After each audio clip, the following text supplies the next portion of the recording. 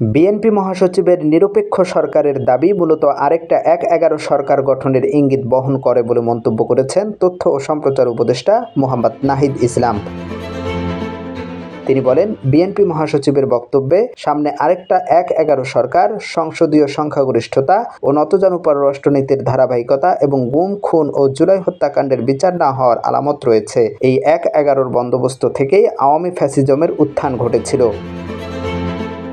বৃহস্পতিবার সামাজিক যোগাযোগ মাধ্যম ফেসবুকে ভেরিফাইড আইডিতে দেওয়া এক স্ট্যাটাসে তিনি এসব কথা বলেন।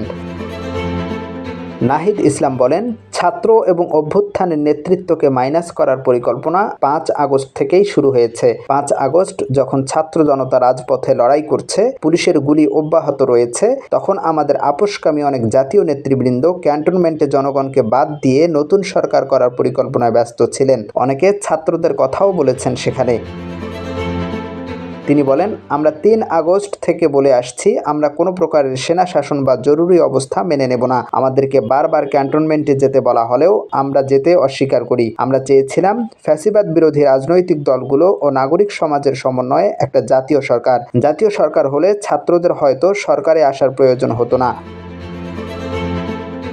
তথ্য ও সম্প্রচার উপদেষ্টা বলেন, জাতীয় সরকার অনেক দিন স্থায়ী হবে এই বিবেচনায় বিএনপি জাতীয় সরকারে রাজি হয় নাই, কিন্তু অভ্যুত্থানের পরেই দেশে জাতীয় সরকারের প্রয়োজনীয়তা সবচেয়ে বেশি ছিল। অথচ বিএনপি জাতীয় সরকারের কথা বলছে সামনে নির্বাচনের পরে। অন্তর্বর্তী সরকারের সময়ে সব পক্ষই সমান সুবিধা ভোগ করছে উল্লেখ করে নাহিদ বলেন, সরকার গঠনের আগেই ৬ আগস্ট অ্যাটর্নি জেনারেল এবং পুলিশের আগের আইজির নিয়োগ হয়েছিল, যারা মূলত বিএনপির লোক। এরকমভাবে সরকারের উপর থেকে নিচ পর্যন্ত নানা স্তরে বিএনপিপন্থী লোকজন রয়েছে। নির্বাচনের নিরপেক্ষতার কথা বললে এই বাস্তবতাও মাথায় রাখতে হবে।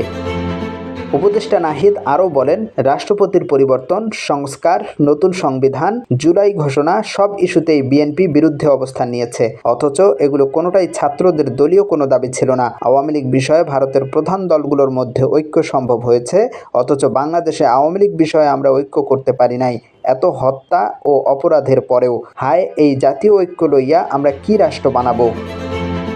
বৈষম্য বিরোধী ছাত্র আন্দোলনের অন্যতম এই নেতা বলেন, আমি মনে করি না সমগ্র বিএনপি এই অবস্থান গ্রহণ করে, বরং বিএনপির কর্মী সমর্থকদের বড় অংশই অভ্যুত্থানের আকাঙ্ক্ষার বাস্তবায়ন চায়। বিএনপির দেশপ্রেমিক ও ত্যাগী নেতৃত্বকে আহ্বান করব, ছাত্র জনতার অভ্যুত্থানের বিরুদ্ধে না গিয়ে ছাত্র জনতার সাথে বৃহত্তর ঐক্য ও সংহতির পথ বেছে নিন।